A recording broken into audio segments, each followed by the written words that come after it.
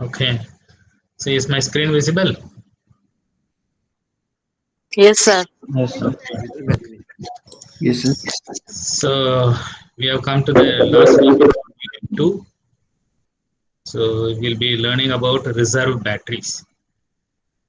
So previously we have dealt on primary batteries, dry cells. We have two types of dry cells, zinc ammonium chloride or zinc chloride battery or zinc carbon battery. So or instead of zinc ammonium chloride as an electrolyte, you can use KOH as an electrolyte. You can get alkali based dry cell.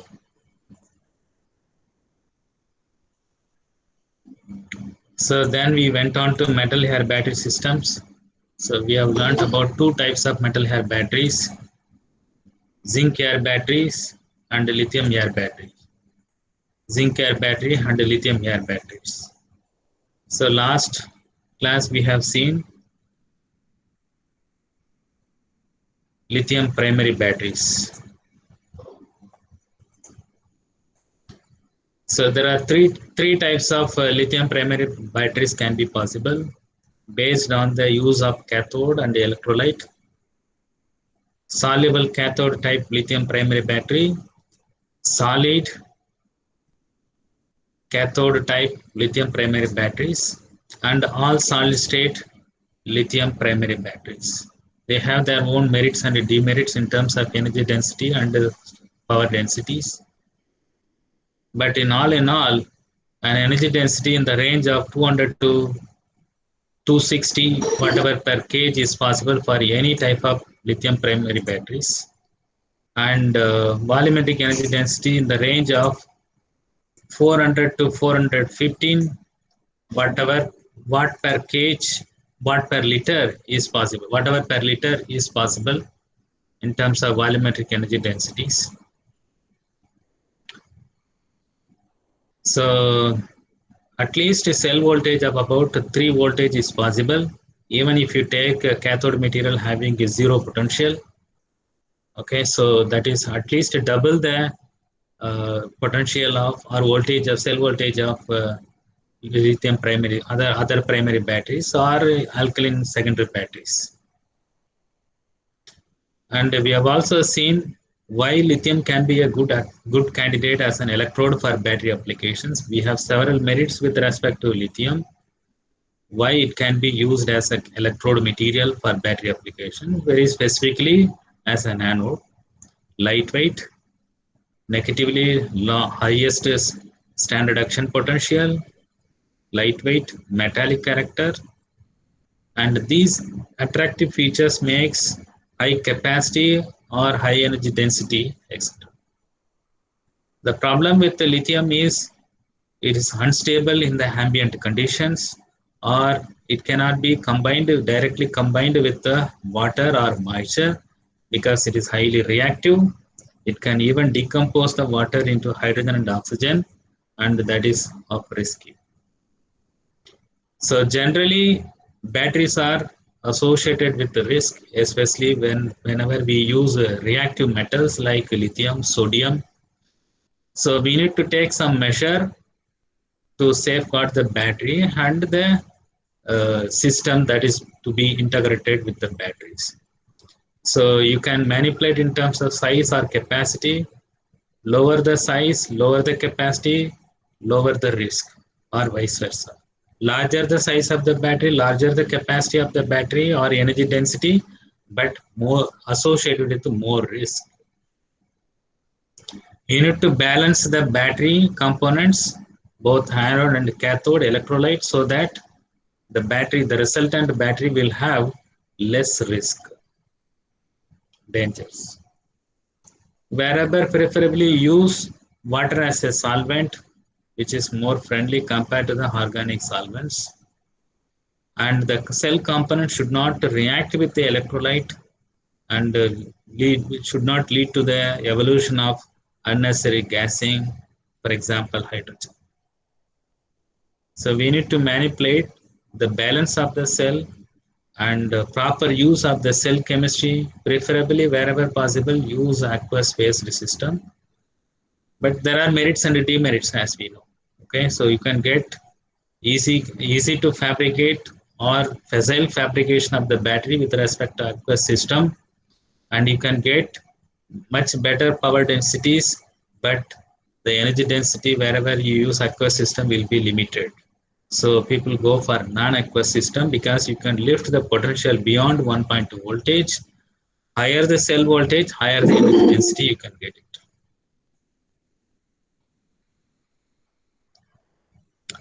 So anything else you would like to add from previous classes? We'll move to the last topic of this unit. Reserve battery are also called as standby battery. Reserve battery or standby battery. As the name implies, something is reserved for some applications or some benefits. So they are essentially primary batteries. They are essentially primary batteries. Only difference is the cell components are isolated each other, or not all the cell components are integrated in a vessel or in a container. Then if you do so, it is a typical primary battery.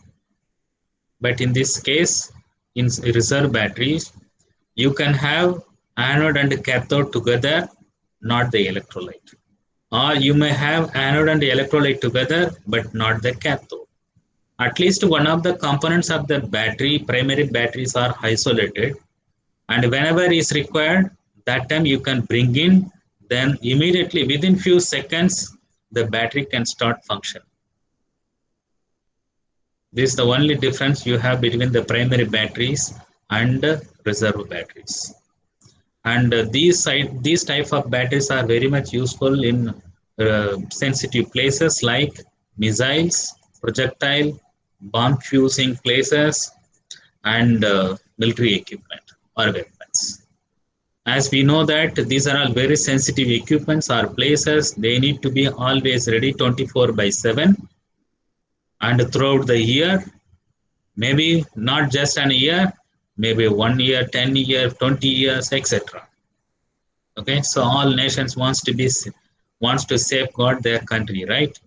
So the borders or wherever the sensitive places or entry of other nations or terrorists or anybody. So to protect the countrymen against these aspects, so these military equipments or missiles or not necessarily missiles, military equipments are used. So wherever the batteries are used, requiring, in those places, these reserve batteries are in need. So the important aspect of these batteries are that, so immediately these equipment should be made available. So for example, missile or projectile or any other military equipment. So if the signal is given by the authorities, in few seconds to minutes, it should be ready. This is not possible with the use of secondary batteries. Assume that there was no problem for a month or year, and the equipment is connected to the secondary batteries, integrated with the secondary batteries. And let's say it is not connected to the grid. A weapon equipped with a secondary battery, not connected to the this grid, so fully charged, how long it will hold? Let's say 1 month or 2 months, 3 months. Let's say 6 months, there was no need of using such equipment. What will happen to the charge on the battery that is equipped in that weapon or system? It will eventually lose because secondary batteries are always associated with the large self-discharge. And by the time the signal is given, be ready, that time you cannot search for the grid and go for charging. It will take hours for charging. By the time enemy would have invaded and would have destroyed many things. So secondary batteries are not useful for such a sensitive places where it is requiring 24 by 7 throughout the year, maybe decades. Whereas primary batteries, they can serve. And the primary batteries, finished, not the finished primary batteries. Maybe 90% finished primary batteries can serve this purpose. So, so it may be exposing your cathode side to the air or immersing your battery in water so that it will uptake the water as an electrolyte, or maybe put little bit heat, 70 degree, 20 degree, immediately in few seconds thermal batteries able to power the systems. And these reserve batteries are not made for the consumer electronics, though it is made in terms of millions of number, but these reserve batteries are not for consumer electronic consumer. They are not consumer batteries, which are requiring for your consumer electronics. And they are not designed for manufacturing automation applications. And they don't claim warranty for 5 years or these many miles, but they claim 10 years to 15, 20 years of warranty for on standby time.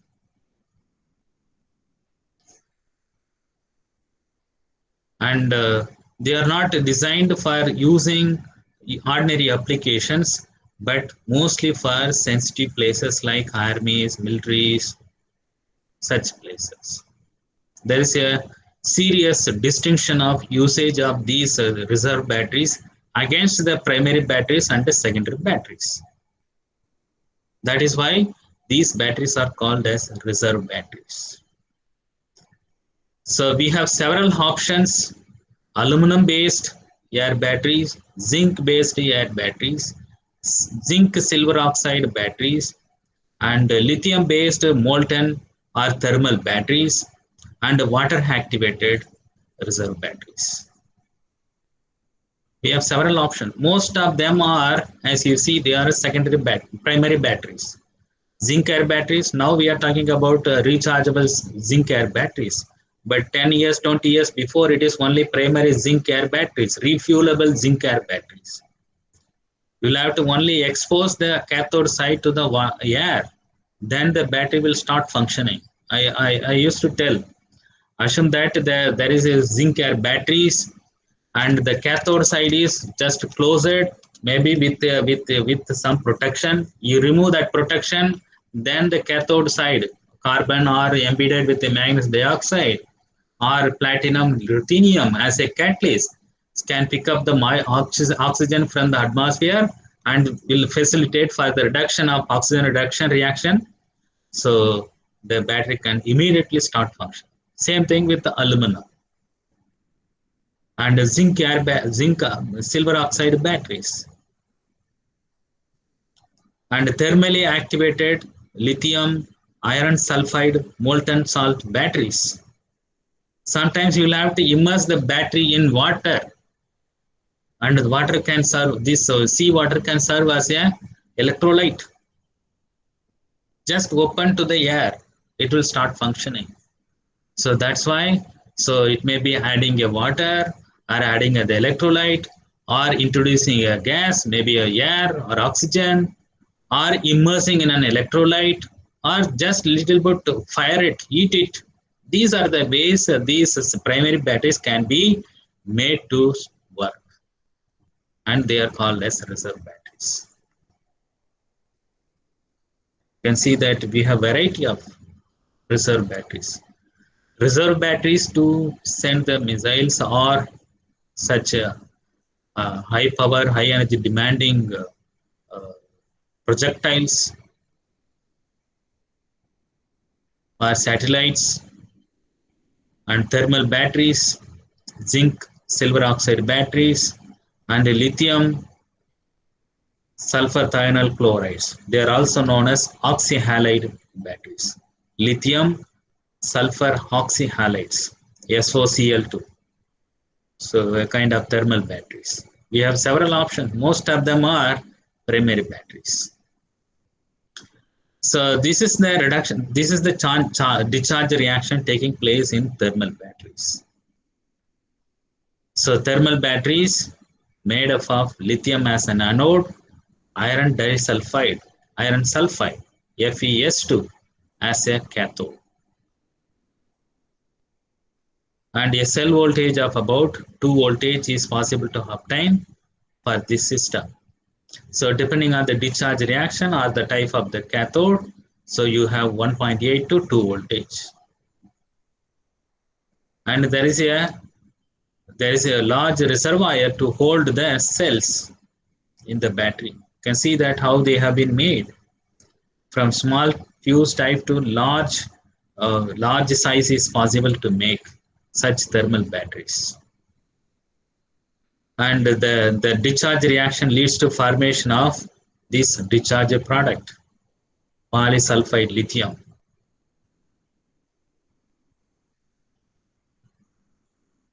So this gives a much better view of how these thermal batteries are constructed.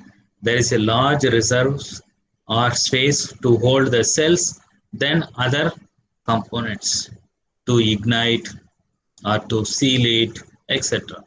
Essentially, each thermal battery consists of, so these are the components. Lithium or lithium anodes as an lithium alloys as an anode. For example, lithium silicon, lithium aluminum, lithium iron as an anode, and iron sulfide or cobalt sulfide as a cathode, and the electrolyte is these chlorides, potassium chloride, lithium chloride, including others. In a single thermal battery, these are the components. And you arrange these repeating cells in such a way that you meet the demands for the voltage. And these are the typical photograph how they make the cell. Like looks like a coin cell type.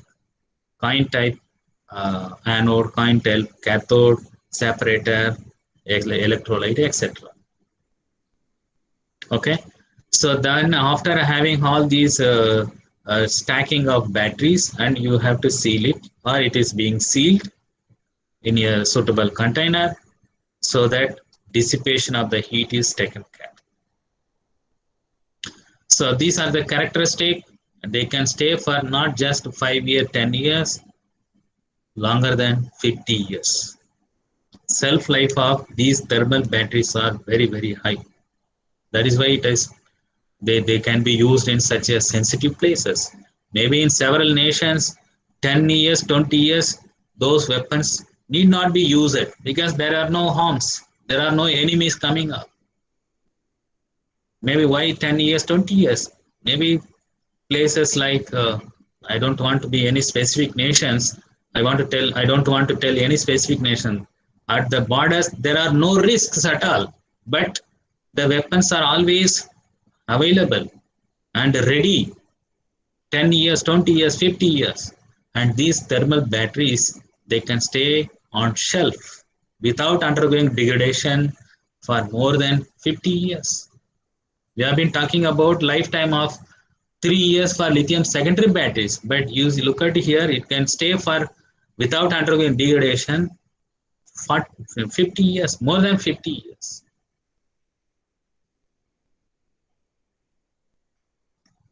And highly reliable. It means the battery will certainly work. Comparatively safe.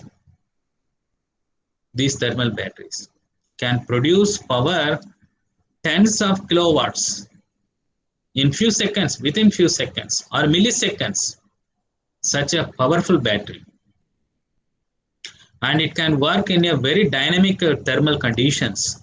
Minus 80 Fahrenheit to 160 Fahrenheit. Maybe you can convert this into degrees. Maybe some 30 degree less, still less. So it can still go down. Very extreme low temperature to little higher temperature. These batteries can work. So it means it is possible to use from Norway to maybe Sahara, or maybe from Canada to Sahara. And so they are, until they are activated, they are intact. They don't dissipate the power, inert, and they can be quickly activated. And they can be remotely activated also. And there is a signal here. There is a signal here, igniter. And you don't need to be there on the spot to ignite them. And it can be remotely done. Okay, so there are a lot of merits. That's why these thermal batteries are useful for missile or such sensitive applications. Of course, there are some shortcomings. So energy density is low, and the temperature of the battery surface is very hot. You cannot be handling.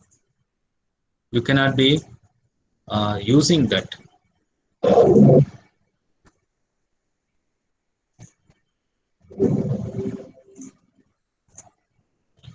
Okay, so and it can be used. It cannot be used for any other normal applications. Okay, so but it can serve the purpose where it is required, sensitive places. Okay,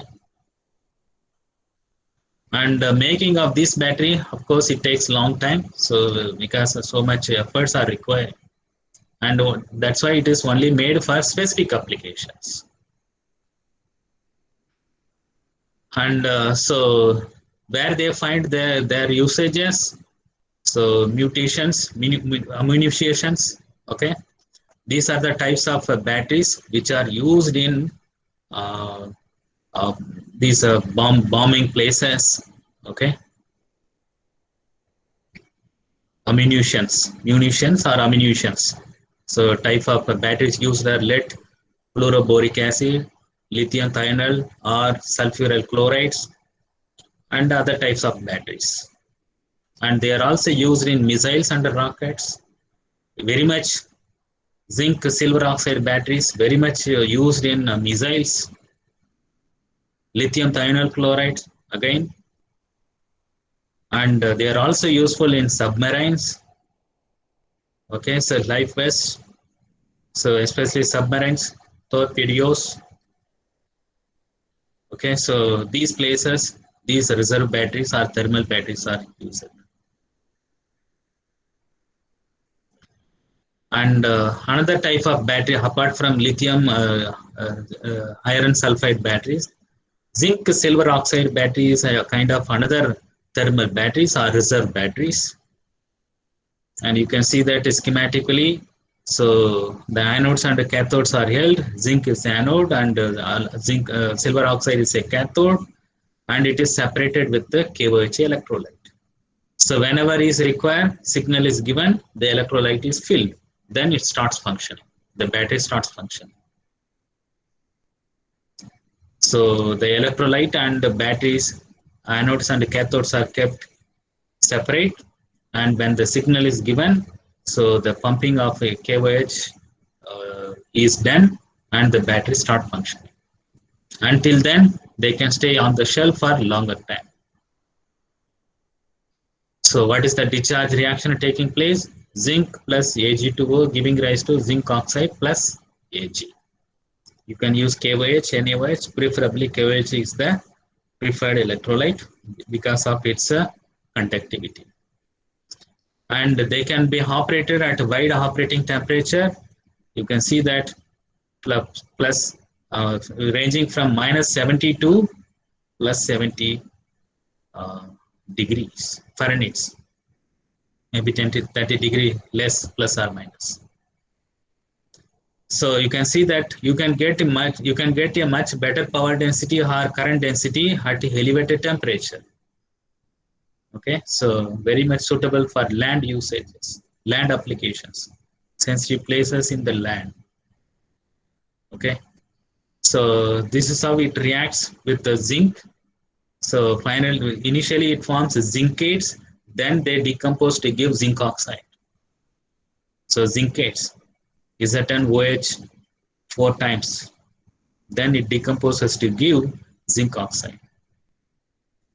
Okay, so highly useful in military applications. You can get very high power densities and it can stay on the shelf for longer time. Longer time. How it is made? This is how it is made. This is the finished batteries without adding electrolyte. So several compartments of anodes and cathodes are made. How? You can see here. So from the silver powder, then the silver straps are made or foils are made. Then, so from the straps or foils of zinc, silver, it is made oxidized to silver oxide by immersing in the electrolyte. So then you will see there on the surface of zinc foil or strap, so silver oxide, not zinc, excuse me, silver. So silver oxide will be made and dried. Similarly, from the zinc powder or from zinc sources, you make so zinc and dry it. So finally, you have dried silver oxide electrode and dried zinc electrode, and you held them together. How many cells you require? You stack them together, you seal it. So kept away from the electrolyte, kept away from the KOH electrolyte. So once you get the signal, that time you allow the KOH to get in, then the battery will start function. The battery will start function. And this is not possible with respect to secondary batteries. This is not possible. Maybe with respect to lead acid battery, maybe it is possible. But for that also, once you want to make use of a lead acid battery, you have to activate it for 24 hours, minimum 24 hours to 48 hours. Then only the battery will start functioning. But that is not suitable for sensitive places like missiles or any military equipment. It should be immediately available in few minutes or few seconds to few minutes. The battery should be able to power the system. That is not possible with the dry finished lead acid batteries, or even that is not possible with the lithium ion battery. You cannot keep separately anode and cathode electrode. No, that's not possible with the lithium ion batteries. At least to some extent it is possible with the zinc lithium lead acid batteries. You can pour the electrolyte later, but you have to soak it for 24 hours to 48 hours in order to function the functioning of lead acid batteries.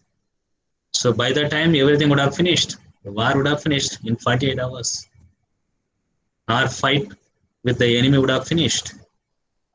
It will not serve the purpose, but this zinc silver oxide battery will serve the purpose. You keep the finished zinc electrode and the silver oxide electrode intact for years and activate it in minutes, from minutes to seconds, and it will power the weapons. And you can fight the war. So these are the attractive tools or attractive features of zinc silver oxide batteries. So they have long shelf life. In the case of lithium system, it can stay for 50 years, beyond 50 years. And in this case, at least 5 years to 30 years it can. That is enough. 30 years if enough. Then you can go, by the time you can replace with another zinc silver oxide batteries. Highly reliable for 30 years. And suitable for reserve applications, reserve battery applications. Quickly it can be activated, remotely monitored, remotely activated. You see that activation time is 1 second to 15 seconds. Whereas the same purpose, if you want to use lead acid battery, you have to wait for 24 hours for soaking time. That's why it is not possible. Secondary batteries are not possible.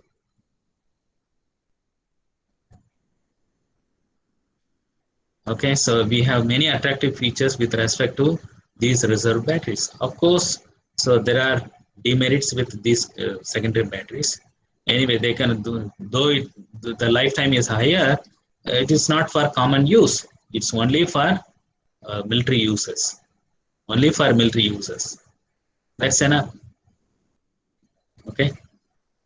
So, and very specifically, it cannot operate below 40 degree Fahrenheit. Maybe very low temperature is not possible. Maybe they have other options. Lithium is another systems. Okay, and it takes a long time. So production of this type of batteries. So then in the same line, we have lithium oxyhalide batteries. That is essentially lithium anode and sulfur thionyl chloride or sulfur SOCl2 as a cathode. Okay, so most of the missiles, they had these type of batteries. The attractive feature with respect to lithium oxyhalide against zinc silver chloride battery is you can get very high energy density because you are replacing high mass zinc and silver by lithium, lightweight lithium and oxyhalides, sulfur oxyhalide. So you can have your longevity in terms of functioning. Okay, that's the only main difference. And that's the main difference between the zinc silver oxide against lithium oxyhalides. Okay, so but both batteries are continued for developing, and so they have remained used in these applications, longer missions. Okay, so this lithium oxyhalides. So where in these places are attractiveness of these things. So lithium oxyhalides remains a good choice for such a reserve battery applications. How it works, you can see that they have a different version type of the battery here, very huge size. And these are the cell compartment. You can see that how much energy density, how much power density you can have it, because of the light weight of lithium metal. So many cells are arranged in such a way that you meet the demands of energy and power densities. Okay, so removing the low energy density of zinc counterparts, zinc counterparts. So this is how it functions in terms of its discharge reaction. This we have already seen it.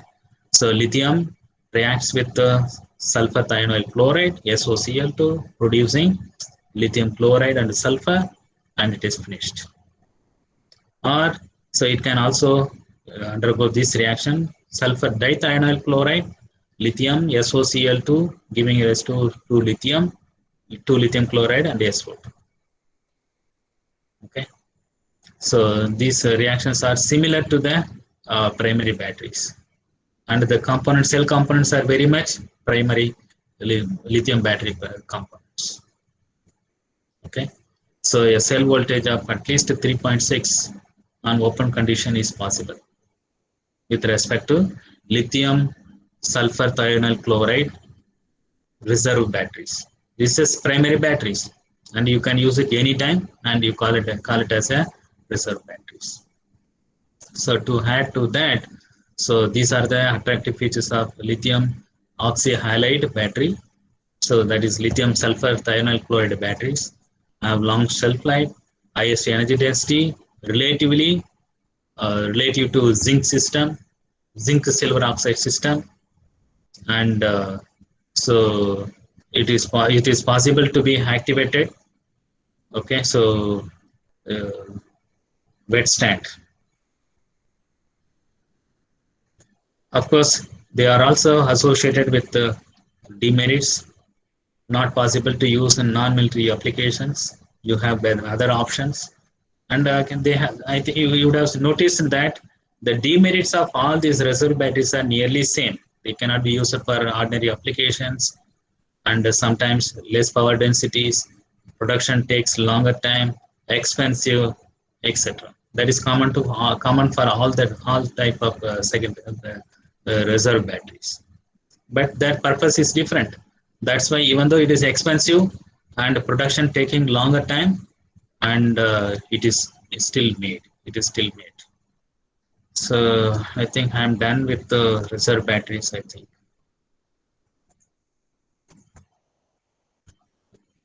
But you can see that I think this is the last slide, I think. Yes. So reserve batteries are used for only mostly for sensitive applications, military applications. Okay, so they are not for regular applications, consumer electronics or electric vehicles, etc. But so military applications or missiles, launch vehicles, etc.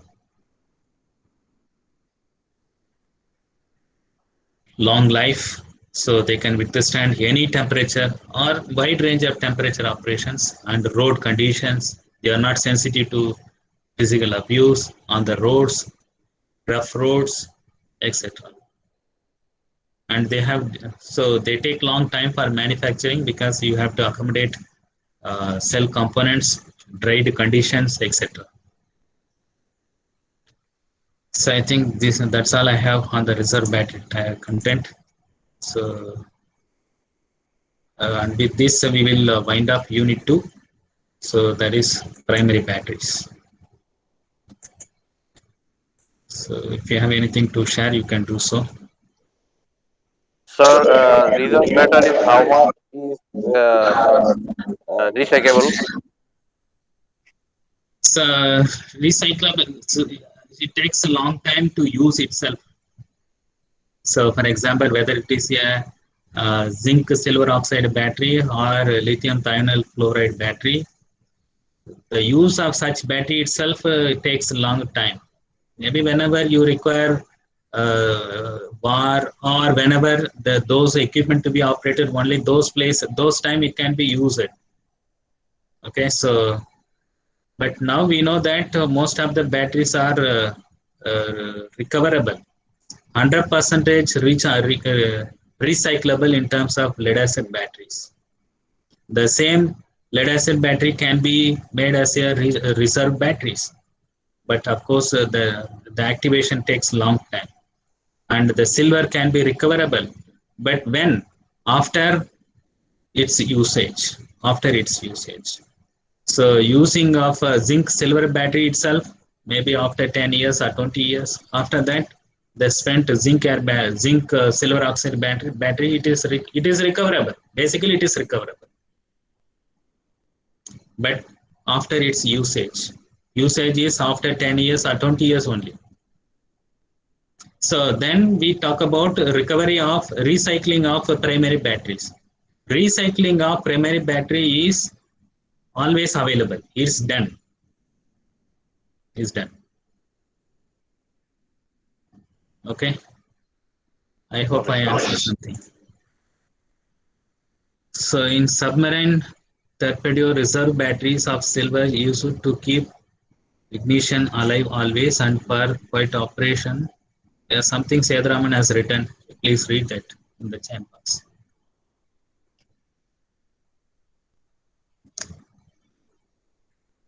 Yes, it is always kept. In few minutes, few seconds, it can be operated. It can be made. The system can be made operable.